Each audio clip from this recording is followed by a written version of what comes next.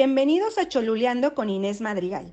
En esta ocasión nos encontramos en el santuario de Nuestra Señora de los Remedios, situado en el basamento de la Gran Pirámide de Cholula, templo de estilo barroco republicano que se construyó en el año de 1594 como una ermita y en 1864 la destruye un terremoto. Es en el año de 1874 que se reconstruye y es bendecida en presencia del entonces gobernador del estado de Puebla, don Ignacio Romero Vargas. No olvidemos que la Virgen de los Remedios fue la primera imagen religiosa venerada en la Nueva España, nombrándola patrona de las lluvias y temporales y abogada de los indios. Llegó a México en el año de 1519. Nos vemos en la siguiente cápsula. Que tengan un excelente fin de semana.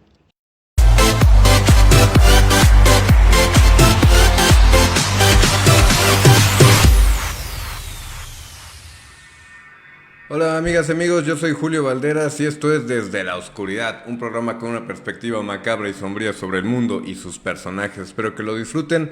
Recuerden que estamos transmitiendo completamente en vivo desde Moro Radio. Agradezco muchísimo a Dani en los controles técnicos y desde luego a la anciana Inés y al licenciado Alejandro por permitirme llegar hasta ustedes a través de este espacio. No olviden seguir a Moro Radio, a Moro Comunicaciones, los encuentran en Facebook, Twitter, Instagram, TikTok, donde constantemente suben contenido de actualidad y muy interesante. Amigos, hoy es martes 19 de septiembre del 2023, una fecha que todos los mexicanos y según dicen las placas tectónicas esperan con mucha ansiedad, porque la coincidencia nos ha dado unos buenos sustos en esta época, particularmente desde el año 1985 y luego de nuevo en el 2017. Y todavía el año pasado, de una forma afortunadamente mucho menos grave. Y es el tema que vamos a platicar el día de hoy. Algunos de los sismos que más han marcado a la humanidad. Desde luego empezamos por el de México en el año de 1985, este terrible sismo que azotó a la Ciudad de México en la madrugada del jueves 19 de septiembre a las 7:17 de la mañana. Oficialmente se consideró la época de inicio. Fue un sismo de magnitud 8.1 en la escala de Richter. Duró alrededor de 4 minutos, fue extremadamente largo. El epicentro fue en el océano, fue cerca del río Balsas, muy cerca de la costa del estado de Michoacán. Y algo que marcó mucho este fenómeno natural es que el gobierno se vio tremendamente rebasado por las consecuencias del sismo. No existía la cultura de la protección civil, no existía un entrenamiento previo para la sociedad en cuestión de evacuación, de qué hacer. Sin embargo, ahí es donde México sacó la casta. Como sociedad fuimos sorprendentemente funcionales aquel terrible día. Fueron los ciudadanos los que sacaron adelante a la Ciudad de México en el sismo de 1985. Fueron la propia gente la que se organizó en las unidades habitacionales. Las mujeres empezaron a reunir en el centro víveres, garrafones de agua, para que la gente empezara a distribuirlas. Se habilitaron campos de fútbol o de béisbol pues prácticamente como morgues eventuales. La gente empezó a rescatar a las personas que estaban atrapadas en los escombros. Fue realmente una labor titánica de la sociedad mexicana que lejos de sacar lo peor de ellos, pues realmente nos unió muchísimo como nación. Y pues un sismo que no, es imposible de prevenir, que sucedió muy temprano aquel jueves. Había gente que todavía estaba dormida, gente que andaba todavía en el transporte público. También por eso hubo esa capacidad de respuesta, porque mucha gente, aunque estaba todavía en sus casas, mucha gente andaba en la calle. Pero no dejó de ser un sismo mortal, porque pues no pudo hacerse un cálculo real del número de víctimas que dejó. La cifra oficial que dio el gobierno fue de apenas 3.192 personas, pero se han hecho cálculos que pudieron haber sido por lo menos unas 20.000 víctimas o más. Y esta terrible coincidencia que sucede en el año 2017 hace pocos años, es la que ha marcado muchísimo esta fecha, porque a partir de entonces realmente empezó en México una cultura de la protección civil. Tenemos el estado de Guerrero, donde constantemente hay actividad sísmica y nacen, por ejemplo, estos cuerpos de los famosos topos, que incluso se han ido a ayudar a gobiernos de otros países para el rescate de personas donde no hay mucha cultura de la prevención en caso de sismos. Y a partir de entonces la realidad es que México es uno de los países más preparados para afrontar este tipo de catástrofes que, repito, lamentablemente son imposibles de prevenir. Sin embargo, sí hubo diferencias muy importantes entre el sismo del 2017 y el del 1985. De entrada fue menor, el del 2017 únicamente fue de 7.1 grados. Pero algo sorprendente que me encontré al momento de investigar sobre estos temas es que el de 1985 liberó nada más y nada menos que 32 veces más energía sísmica. Ahora, ¿por qué fueron más o menos igual de devastadores? Porque el epicentro fue muy lejos. En el 2017 el epicentro fue a 120 kilómetros al sur de la Ciudad de México. Ocurrió dentro de la placa oceánica de Cocos, a una profundidad de 57 kilómetros por debajo del continente. Y como les digo, el de 1985 se produjo en el océano, cerca del río. Pero el nivel de destrucción de ambos no se debió completamente a la fuerza del sismo, también tuvieron mucho que ver, y aquí sí es donde cae lamentablemente la intervención del factor humano, que muchas construcciones no estaban construidas de forma adecuada, no lograron sostener los cimientos, la fuerza del temblor. Aunque hubo construcciones que sí soportaron, hubo muchas que se tambalearon como fichas de dominó y cayeron terriblemente, asesinando a muchísimas personas. Y lamentablemente el gobierno se vuelve a ver rebasado por esta circunstancia. En el 2017 la gente tuvo que volver a salir a las calles a ayudar a las personas que estaban bajo los escombros. Fue realmente algo que nos sacó adelante como país. Aquí en Puebla no nos libramos del temblor, también nos afectó muchísimo en muchísimas estructuras. También tuvimos gente que falleció en la calle. Fue al mediodía, había muchos niños en las escuelas. En lo personal, los que tenemos hijos sabemos el temblor que se siente estar en una situación semejante y no saber qué pasa con tus seres amados. Y a pesar de toda la devastación que representó el sismo de 1985 o de 2017, ni siquiera están en el top 5 de los terremotos más devastadores de la historia. Miren, desde que existe el registro de los terremotos, se ha calculado los que han sido los peores. Y se sabe que han existido sismos muchísimo más violentos, pero particularmente son hechos que se podrían catalogar en la prehistoria, cuando había constantes erupciones volcánicas, la separación de la Pangea, en fin. Pero de los que les voy a comentar ahorita son los considerados los más terribles de la historia. En el año 2004, el 26 de diciembre, en Sumatra, ya en Indonesia, se da uno de los peores sismos de la historia, que a muchos de nosotros nos tocó, cuando se produce este terrible tsunami que cubrió muchísimas islas y que ahogó a muchísimas personas. Fue muy mortal y eso sí, aunque no es el terremoto más terrible de la historia, sí se considera que provocó el tsunami más grande de la historia. Desde luego ya teníamos las redes sociales, las imágenes son impresionantes del agua arrasando con todo lo que estaba a su paso, y que nos hizo darnos cuenta de lo poquito que puede significar el ser humano para la naturaleza. No existe ninguna maquinaria, ninguna técnica, ninguna ciencia, absolutamente ninguna, que sea capaz de detener o de siquiera ensombrecer el poder de la naturaleza. Luego nos vamos hasta el año 1138, el 11 de octubre, en Alepo, en lo que hoy es Siria. Se da un terremoto que dejó alrededor de 230,000 muertos. Esto se da en una zona que ha sufrido muchísimos sismos, muchísimos a lo largo de la historia. Pero el más mortífero de esta región se considera este, que se da en el siglo XII. Destruyó ciudades construidas tanto por musulmanes como por los soldados invasores en la época de las cruzadas. Les repito, este terremoto deja alrededor de 230,000 muertos. Luego, el 27 de julio del año 1976, ya más reciente, en Tangshan, China, se da un terremoto que deja más de 240,000 muertos. La cifra oficial, ya existía un mejor registro sobre lo que eran los desastres naturales, nos da un total de 242,769 muertos. En este caso, las ondas sísmicas afectaron construcciones que estaban incluso a más de 150 kilómetros del epicentro. Posteriormente tenemos el sismo de Puerto Príncipe en Haití, muchos se acordarán, el de 12 de enero del año 2010, que deja 316,000 muertos. Este terremoto fue tan fuerte que Haití prácticamente no logró salir de esta situación. Muchísima gente tuvo que dejar este país.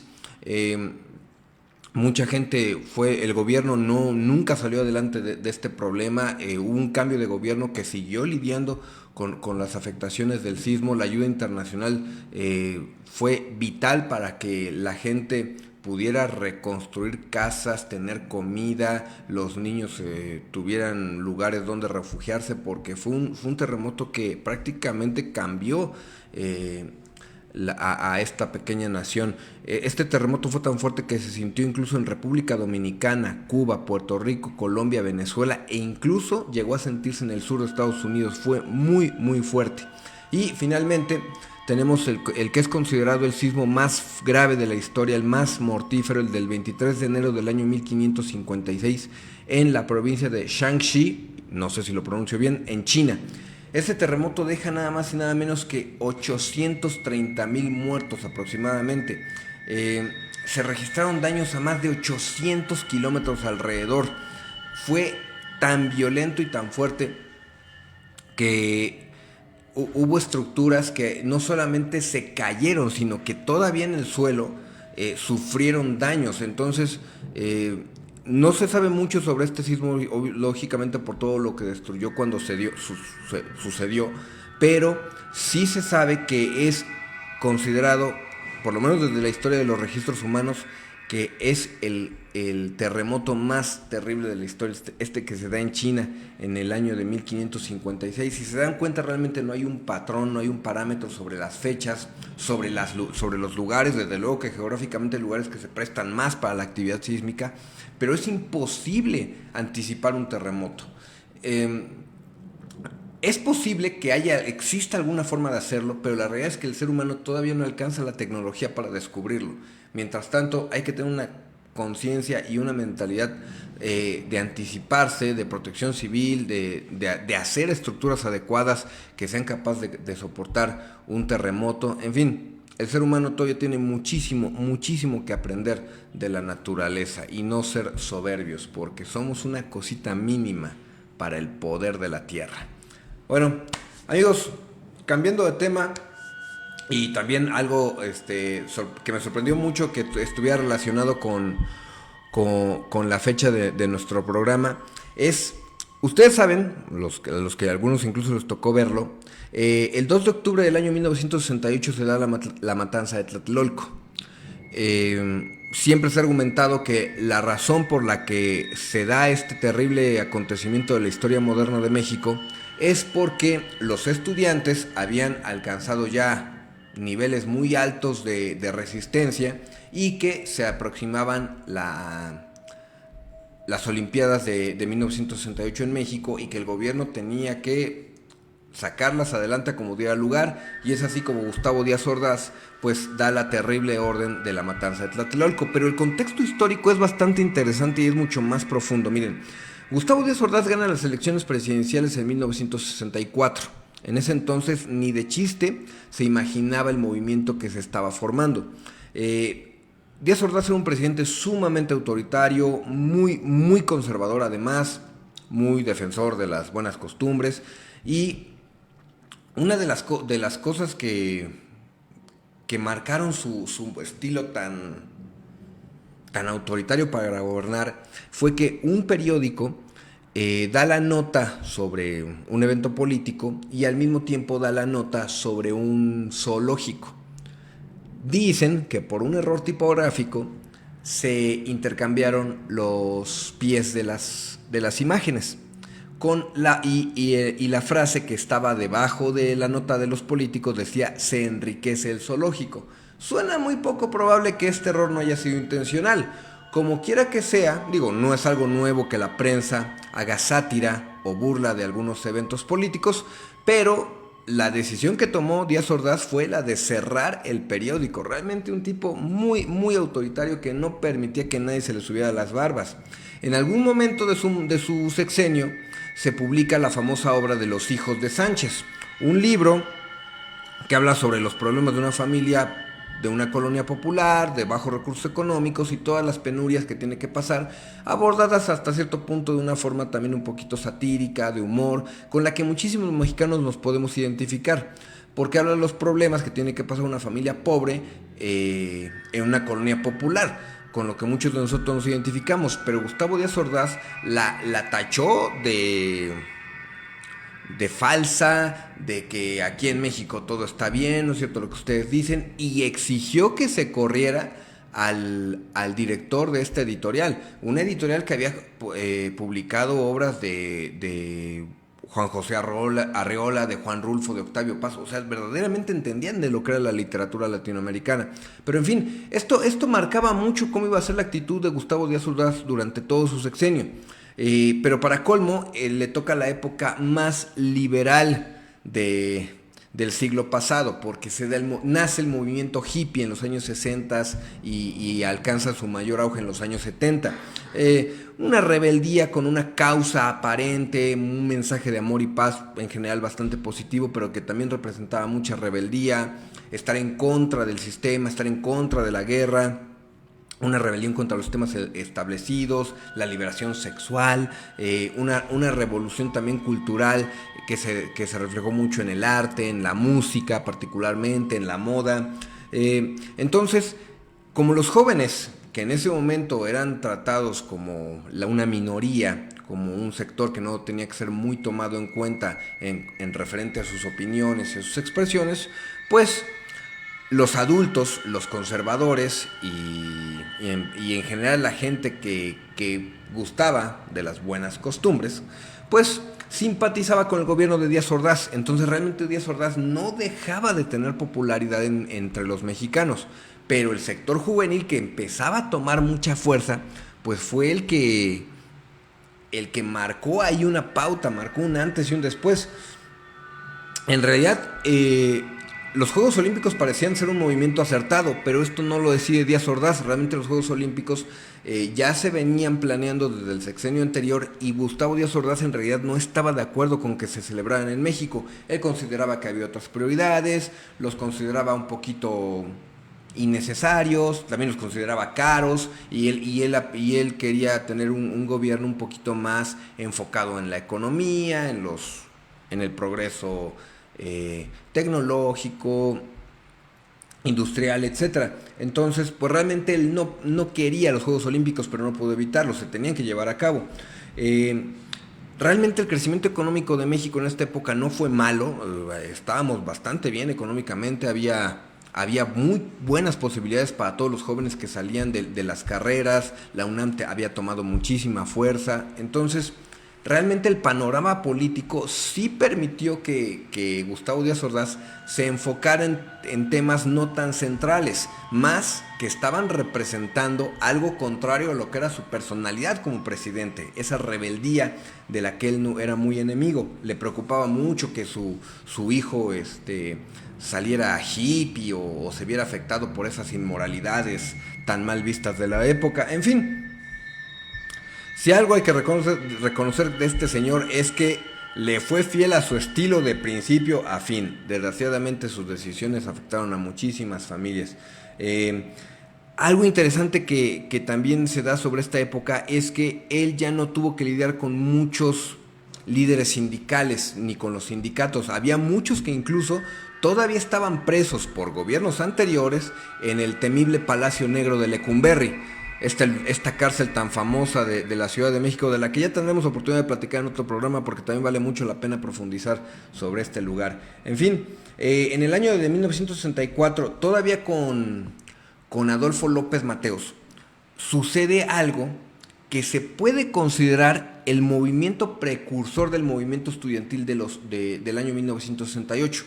El personal médico de la Secretaría de Salubridad comienza a exigir aumentos salariales y mejores condiciones de trabajo, porque algo muy interesante, aunque sí había médicos de plaza en lo que era la Secretaría de Salud, todavía no existía el IMSS, había un concepto de contratación muy extraño. Se les daba una beca a los estudiantes de medicina y era con lo que les pagaban, pero era una beca muy pequeñita que no les alcanzaba realmente para vivir y ellos hacían todo el trabajo médico. Y esta situación también tenía mucho que ver con enfermeras y el personal, como camilleros, personal de mantenimiento, etc. Entonces la gente pues empezaron a exigir mejores condiciones de trabajo.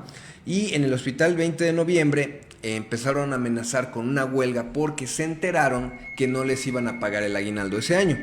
Les repito, en 1964 Gustavo Díaz Ordaz gana las elecciones y prácticamente empieza su gobierno lidiando con este problema. Despidió a muchísima gente y tuvo una actitud muy déspota y muy soberbia hacia el personal médico. A finales de este año se forma una asociación de médicos entre internos, enfermeras, personal que trabajaba bajo este esquema que les comento y empezaron a exigir mejoras en las condiciones laborales. Luego, en el año de 1965, 1.500 médicos aproximadamente marcharon de manera pacífica exigiéndole a Díaz Ordaz que cumpliera con sus demandas, pero Gustavo Díaz Ordaz, les repito, era muy soberbio y la actitud fue de regaño hacia los médicos. Pero sorprendentemente a estos doctores se les suman 46 hospitales, personal de otros 46 hospitales de otros estados de la República, muy empáticos con su movimiento, entendiendo que la salud tenía un costo para la ciudadanía, que había que atender bien a los médicos para que pudieran atender bien a los enfermos del país. Entonces, realmente fue un movimiento con una causa muy, muy noble, muy bien orquestada, pero sobre todo con un fondo muy, muy congruente con lo que se exigía. Con muchísimo compañerismo además, porque les repito, hubo gente que se unieron a los médicos, aunque ya tenían plaza, porque sabían por lo que estaban pasando. Entonces el gobierno les puso muchas trabas, les puso muchas trampas para descalificarlos. Empezó esta técnica que muchos gobiernos han utilizado de emplear a la prensa para señalar que en realidad no eran los médicos los que exigían este movimiento, estos reclamos, sino que eran otros elementos, grupos de choque de otros países. Entonces eso les dio la pauta para que la ciudadanía descalificara el movimiento de los médicos, algo que le salió desgraciadamente bastante bien a Díaz Ordaz. Y fíjense, unos días antes de su primer informe de gobierno, el Hospital 20 de Noviembre, allá en la Ciudad de México, es ocupado por personal militar.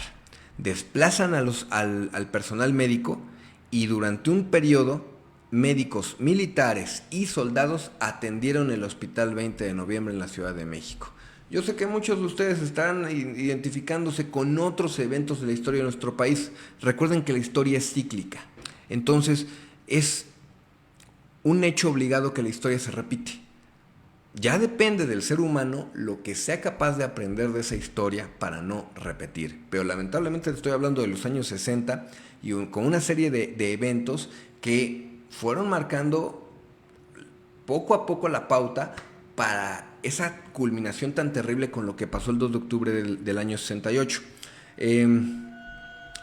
Porque les repito, el movimiento médico de 1965 es precursor al movimiento estudiantil de 1968.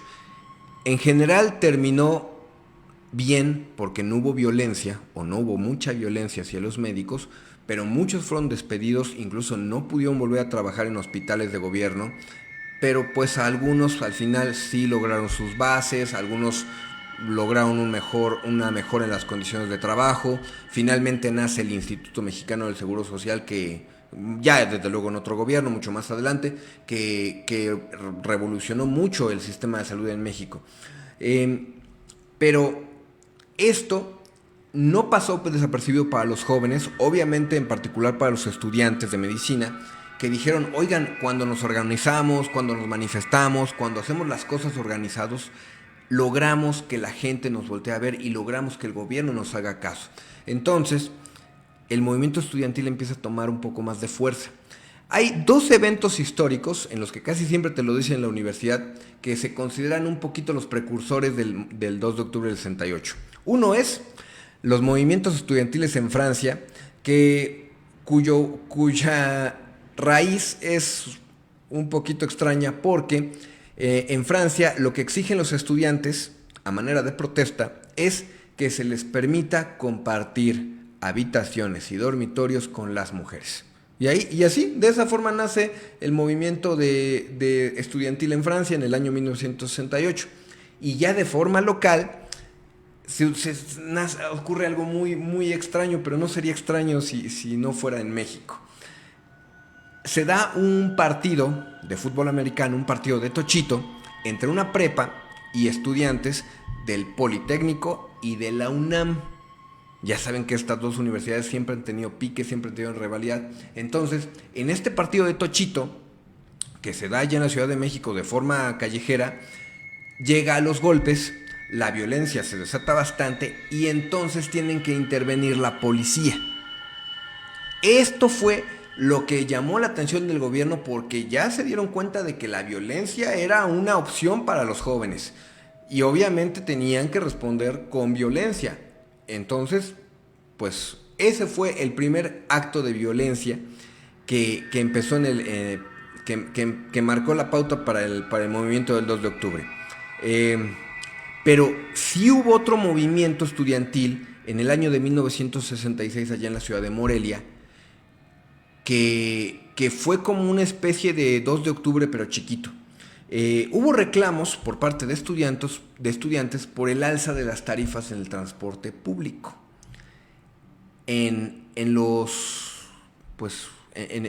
las manifestaciones, la policía, que estaba vestida como civil, matan a un estudiante. Esto inició muchos reclamos, la sociedad lo tomó muy mal y entonces los estudiantes empiezan a organizarse muchísimo. ¿Qué sucede? Irónicamente también se da en un 2 de octubre que las manifestaciones por parte de estudiantes comenzaron a popularizarse mucho. Tenían una frase muy característica que a lo mejor los más grandes en sus casas la van a recordar: ganar la calle, tomar la calle. Los primeros que llegaban a la calle a ocuparla eran los primeros que se hacían notar. Y esto lo aplicaron muchísimo. En el 68 los chavos, los estudiantes tomaban las calles, tomaban camiones, pedían cooperaciones, ponían lonas, ponían mantas. La calle fue el escenario político para los jóvenes. Entonces, les repito, allá en Morelia se da el asesinato de este muchacho, irónicamente un 2 de octubre, y esto vuelve a suceder en la Universidad de Sonora, tan solo un año después. ¿Qué hicieron los gobiernos de forma local?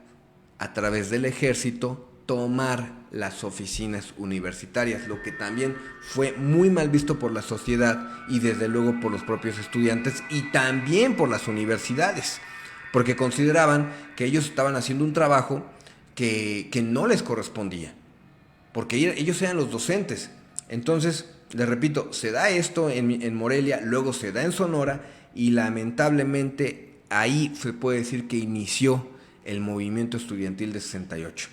Los enfrentamientos con las Fuerzas Armadas fueron ya muy constantes, las manifestaciones no paraban y un 28 de julio de ese año, el rector de la UNAM, el señor Javier Barros Sierra, ordena izar la bandera a media asta en la universidad. El gobierno lo tomó como una afrenta, además de que dio un discurso contra la ocupación de los planteles estudiantiles y además no solamente eso, sino que se ponía del lado de los estudiantes. Sonaba incongruente porque era como el niño rebelde de la casa, donde el tío se pone de su lado discutiendo contra el papá, que es la mayor jerarquía, donde es el que manda en la casa. Entonces, el 19 de septiembre, un día como hoy, el rector de la UNAM encabeza una marcha para exigir al gobierno que se cumplieran las demandas de los estudiantes. y por primera vez la rectoría de la UNAM se pone del lado del movimiento estudiantil. Algo interesante es que siempre se ha criticado que en el movimiento estudiantil de 1938 los chavos en todo su pliego petitorio no había ninguna demanda de carácter académico. Sin embargo, en esta marcha donde el rector de la universidad los acompaña y encabeza esta manifestación, se hablaba sobre abolición de artículos específicos porque sí consideraban que las Fuerzas Armadas habían excedido su poder y su autoridad. A las pocas semanas se daría la terrible matanza del 2 de octubre del 68 en la Plaza de las Tres Culturas, allá en Tlatelolco. El ser humano, amigos, es muy necio, muy soberbio y orgulloso, y muchas veces se niega a aprender de sus errores tanto de forma individual como de forma colectiva. Pero es este aprendizaje, este retrato que tenemos que ver de la forma más panorámica posible, de la que tenemos que aprender para no repetir esos errores. En fin, amigos, cambiando nuevamente de tema y pasando a la recomendación de cine de esta semana, les traigo una película que sí me atrevo a decirles que no es la mejor película, no tiene una cinematografía muy buena, pero algo que llama mucho la atención de esta película es que tiene muchos momentos que dan bastante miedo. La película completa, por muchos podrían descalificarla, pero tiene momentos que realmente inspiran bastante temor. Estoy hablando de la película del año 1965, Los Jinetes de la Bruja. Esta película está dirigida por el señor Vicente Oroña, nunca destacó tanto, pero está protagonizada por Kitty de Hoyos, por Fernando Almada, por Roberto Cañedo, o sea, buenos actores que participan en este proyecto. Está hecha en la ciudad de Guanajuato, una ciudad que está muy bien aprovechada en esta película, porque aprovecha todos los escenarios de las calles, de las haciendas, del campo. Les repito, es una película un poquito extraña, un poquito hasta cierto punto podría considerarse cómica en algunos momentos porque no da miedo en su contexto general, pero tiene escenas donde te inspira muchísimo temor. Un señor es acusado de homicidio y además secuestran a su esposa. La familia pide ayuda a una mujer que es una bruja, y conforme la historia va progresando te das cuenta de que hay mucho más de fondo que provocaron el asesinato de un hombre y el secuestro de una mujer. Los Jinetes de la Bruja se pueden interpretar como unos bandoleros que pelean a favor del pobre contra el rico, ayudados por una bruja, pero conforme se va desarrollando, particularmente hay una escena donde hay unos titiriteros que te da bastante miedo porque los títeres empiezan a tirarle indirectas y pedradas a los malandrines de la historia. Unos maleantes no se aguantan el coraje y atacan al puestecito, al teatrito de marionetas. Oh, sorpresa, no hay nadie operando las marionetas están vivas, tienen vida propia. Entonces, son momentos como los que te dan bastante miedo en el desarrollo de la historia de esta película, les repito, Los Jinetes de la Bruja del año 1965. Ya saben que no les hago spoiler, la tienen que ver y de verdad espero que la disfruten y aprecien todo el contexto de ese misticismo tan mexicano que caracteriza estas historias. Bueno, amigos, pasando al microrrelato que les traigo esta semana, recuerden que todos mis microrrelatos los pueden encontrar en mis redes sociales. Yo únicamente se los traigo aquí de viva voz esperando que sea de su agrado. Y les pido que se imaginen a una mujer en una entrevista bastante profunda, donde los sentimientos están a flor de piel con otro joven. Lloré muchas noches, caminé kilómetros, subí y bajé miles de escalones y toqué cientos de puertas durante años. ¿Has conseguido alguna pista en todo este tiempo?, preguntó el reportero con ojos vidriosos y un nudo atorado en la garganta. No, respondió la mujer con un rostro casi inamovible. ¿Algún día dejará de buscar? No, respondió después de respirar profundamente y haciendo evidente su absoluta resignación. Pero algún día aparecerá. Tal vez no lo encuentre yo, pero no tengo la menor duda de que algún día aparecerá. ¿Desde cuándo busca a su hijo? Desde la mañana del 19 de septiembre de 1985. Como les digo, amigos, para la naturaleza somos una pequeñitita parte de todo su gigantesco sistema. Apenas una molécula en su gigantesco metabolismo. No quiere decir que dejamos de ser importantes como individuos, pero tenemos que ser conscientes de que pertenecemos a la Tierra. Ella no nos pertenece a nosotros. Amigos, ya para terminar este programa, les traigo una frase de, ahora sí no me equivoco, ahora sí les traigo de un escritor muy mexicano, el único mexicano que ha ganado un premio Nobel de literatura, y dice: las masas humanas más peligrosas son aquellas que han sido envenenadas con el miedo al cambio. Una frase del señor Octavio Paz, porque siempre debemos ser conscientes de que el cambio tiene que ser para bien, tenemos que convertirlo en algo positivo. Sí, las circunstancias pueden ser terribles, pero está en nuestras manos hacer del cambio nuestro aliado. Y siempre, créanme, se lo digo por experiencia propia, el cambio siempre tiene que ser para bien. Aún bajo las peores circunstancias, el cambio empieza como una revolución. Siempre va a parecer algo muy malo, pero se convierte siempre en algo muy bueno. Y las personas que están en contra de esta idea, que siempre ven a veces son resistentes al cambio, híjole, pueden ser las más peligrosas, porque te ponen muchas trabas para el progreso. En fin, amigos, les agradezco muchísimo que hayan seguido nuestra transmisión. Les deseo que pasen una excelente tarde, no se mojen porque se ve que ya va a llover. Yo soy su amigo Julio Valderas, los invito a seguirme en redes sociales para conocer más sobre mi trabajo como escritor y los demás proyectos en los que participo. Me encuentran como J2B Escritor, como Julio Valderas Escritor, simplemente como Julio Valderas, o como Nuevas Historias o Conoce Nuevas Historias. Estoy en Facebook, Twitter, Instagram, TikTok, YouTube, en todas las redes sociales. Les deseo que pasen una excelente tarde y nos vemos en 8 días aquí por Moro Comunicaciones. Cuídense mucho.